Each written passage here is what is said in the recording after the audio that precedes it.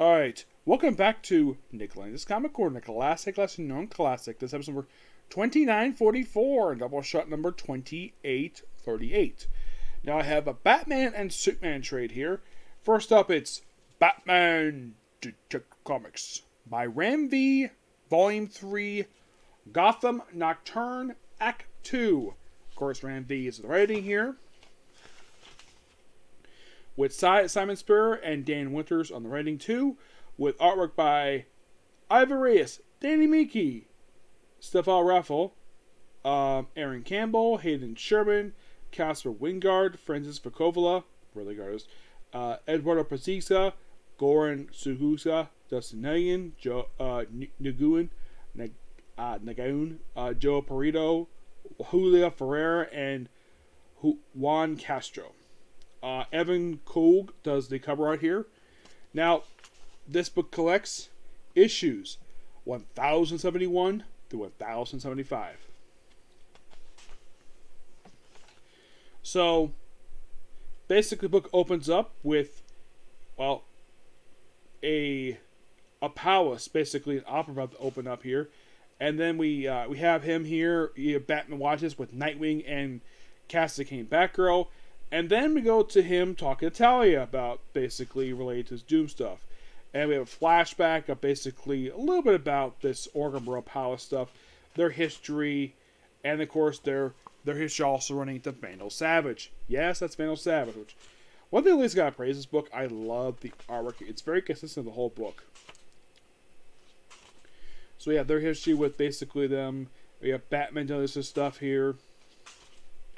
And then we have this weird thing where there's these two people. One lady who is apparently 40 years old, and she's basically having a encounter with Mr. Freeze.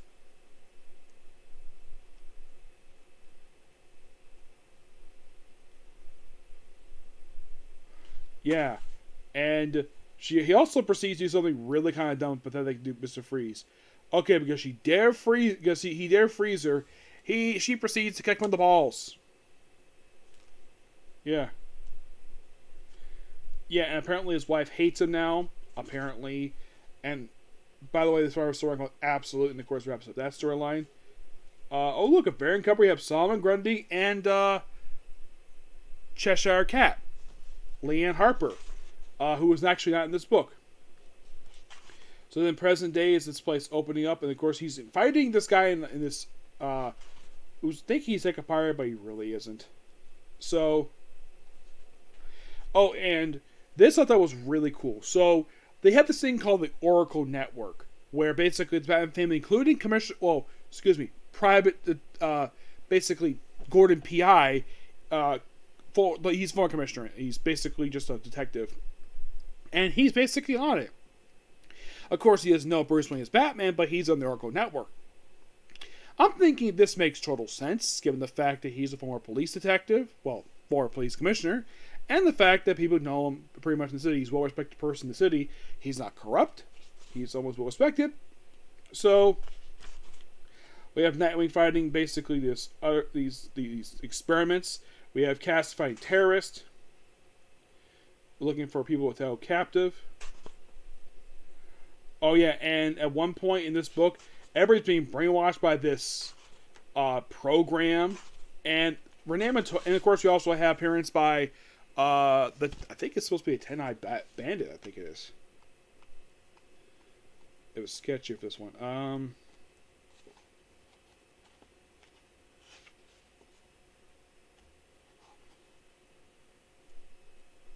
Yeah, I think it's like 10-eyed bandit. Yeah. And then we have stuff related to past this place here. And then we have the palace opening, some of the place exploding. And still basically with the Gotham Nocturne stuff. Now, I enjoy this stuff. And then we have a random appearance here by... Okay, we have this guy called Eye of the Serpent, who apparently also appeared in the Vigil, which I haven't reviewed. I read it, but I haven't reviewed it yet. And appearance here by Two-Face. Yes, Two-Face. You're thinking, wait... This is two Batman trailers where you reviewed, and they featured Two-Face. Batman writers love writing Two-Face. He's like the most popular character they like writing who's not Joker. So you have Gordon proceeds to run it and destroy a monitor. And she's like, what are you doing? Of course, free from the control of this program. Batman fights this creature. He goes nuts here with his stuff, especially hallucinations. And no, Scarecrow is not involved in this stuff. Not even Hatter. Yep, so the artwork is really weird and doesn't make like, this is how he draws Batman. Like, it's been odd, a bit jarring, but I like the colors. I love the colors here. The colors basically are the highlight of this book. And then, by sheer randomness, well, looks like we have this guy who, well, supposed to be like Thomas Wayne, and then he turns into a skull like he's either Black Mask or Bones. And it's in basically on an acid trip. Love this artwork here. That's really awesome here. I love that. It's really awesome. And we have Killer Croc getting involved with this stuff, but he doesn't know anything to do with it at all. And there's stuff with the Graysons. And then we have the Ten-Eyed Man. This one I think it looks like a woman, but they call it the Ten-Eyed Man. Not Bandit, Ten-Eyed Man. Oh yeah, and they mentioned that basically this guy called, this person looking for is Almanac Theater, Crime Alley, the place where the Waynes were murdered. I'm like, that's interesting. Yeah, and here's Ten-Eyed Man. Like, you look at this person, like, yeah, that looks like a woman. But no, it's a guy. And like in the case of the Silver Age one, has eyeballs in his hands. That was just some experiment. I think the Ten-Eyed, they call it Ten-Eyed Man. This stuff like it's clearly the Ten-Eyed Bandit. Yes. He also saying he put fingers in people's heads. Then we see him eating pizza. Then we have the wonderful freaking Francis Coppola does the Out of Hell part of the story. We have like a flashback, and I love this man's artwork.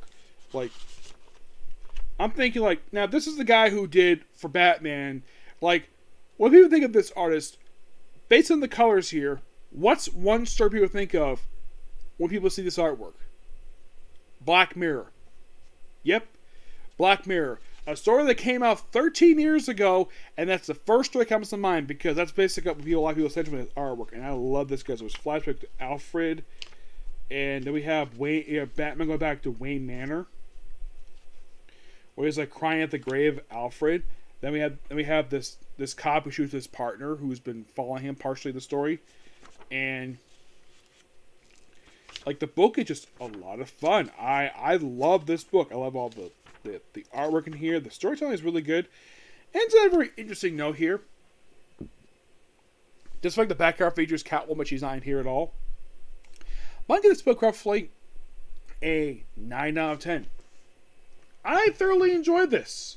Like, very good story here. I like the story's real cohesive, and I love the artwork. I'm not a big fan of Dustin Hick's artwork on Batman per se, but a lot of the artwork is really good. That's one of the biggest highlight of this book is the artwork. And in case you're curious, though, the trade paperback was like $30, but it's hardcover. All right, next up we have is Superman Family. Well, Showcase presents Superman Family Volume 1. Now, basically, it's called this because it's collecting the spin-off books for Superman that's not Action Comics, Superman, or DC Comics Presents. Basically, it takes, this one here just collects the first 22 issues of Superman's pal Jimmy Olsen, a story from Superman number 28, this of course is volume 20, and Showcase number 9. Now, Showcase number 9 is a Lois Lane story. That alone, issue 10, the next volume, is basically a 2-part backdoor pilot into Superman's girlfriend Lois Lane ongoing series, which was shorter this one by a few issues. Now, of course, people think of the Superman pal Jimmy Olsen. The first thing people think of is issue 134, the debut of Darkseid. But that happened in the 70s. These issues here, first about Superman's pal Jimmy Olsen, which, like I said, the first 22 issues of the series. It starts, the first issue released in September, October of 1954, and the last issue 22 was released in August of 1957. The Showcase issue was released in June or July of 1957, same month as Actually, I think it was released between Superman's Pal, Jimmy Olsen. It was released basically around the same period of time as Jimmy Olsen number 22. The Superman number 20, that was released in May to June of 1944. So, the stories in here are like Jimmy Olsen gets Superman's powers. One point, he finds an identity, and of course, you have robots basically full of people, and there's like multiple Jimmy Olsens. This is like Silver Age stuff that Superman was known for. Now, of course, this is Jimmy Olsen. He gets a little more serious next volume, per se. He's referred to as a cub reporter, not like a photographer like normally is. Let's see. There's like various different criminals. At one point, he basically transports some money for a charity person who some people try to steal it from him. Lois stuff is like standard Lois Silver Age stories where like one point she hallucinates she's married to Superman, have a kid together, which that proved to be something in like the 90s.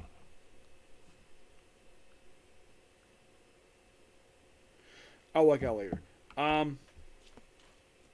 So it's like you read this, like, wow, this must have gave people in present day give some ideas. Which, yes, some illusionary stories do in fact come to fruition. What If from Marvel Comics was famous for this. Like, you had all of these famous concepts in What If. And I talked to Jim Shoot about this, where, like, Rob Liefeld referred to What If as Marvel's State of Play, but because stuff you see in that book, we see present day, like Jane Foster Thor, for example.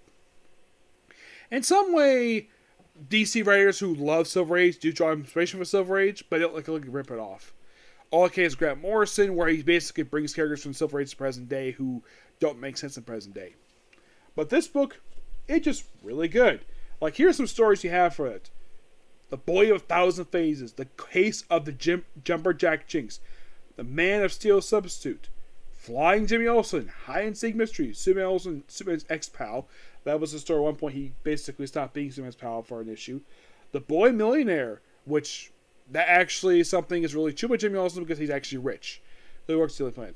The Fastest Gun in the West, The Man Who Collected Excitement, The Disappearance of Superman, The Haunted Messenger, King for a Day, The Boy Olympics, The Brain of Steel, which that was the story his brain got big and he commanded Superman. The Story of Superman Souvenirs, King of Magic, Jockey Olsen, Rockstar Flash, 100 Pieces of Kryptonite, The Amazing Mirages, The Scoop of 1869, which is basically Jimmy Olsen thinking he went back in time, but not really. It was basically hoaxed by the end of the story. The King of Marbles, that was the story about Marvel tournaments. The Betrayal of Superman, Superboy for a Day, Jimmy Olsen, Coroner, Jimmy Olsen, Cub, Inventor. That was the story. He went invisible for an issue. Yeah, there was a story he went invisible, and then he went like the fourth dimension. Of course, Superman basically brought him to back to us and basically used these tweezers and brought him out. That was the security. $1 Million Question, Missile of Steel, Jimmy Olsen's Marshall Powell, Jungle Jimmy Olsen went to like Jungle. Jimmy Olsen's Forgotten Adventure where he was like a PI for an issue. Superman's Seeing-Eyed Dog, Jimmy Olsen, Clark Kent's pal. At one point he was hanging out with Clark Kent in his apartment. TNT Olsen, the champ boxer. Jimmy Olsen, Prince of Clowns. Secret Dinosaur Island. The visuals is why I mentioned about this one. The 6 Jimmy Olsens. The Stolen Superman Signal. Jimmy Olsen's Super Illusions. Feats of of the Super Dapper.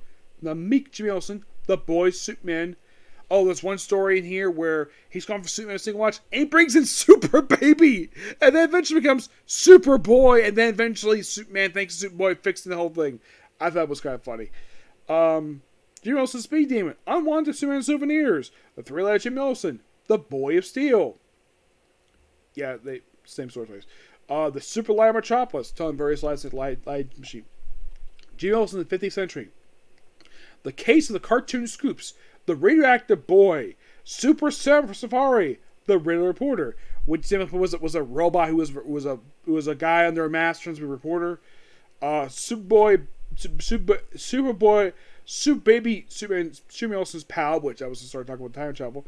The Jimmy Olsen's, The Human Geiger Counter, Superman's kid brother. That was the story on the cover here. Jimmy Olsen's Super Pet, The Trial of Jimmy Olsen, The Merman Metropolis, where he becomes basically a mer person for a whole issue and then he gets cured by the end of it.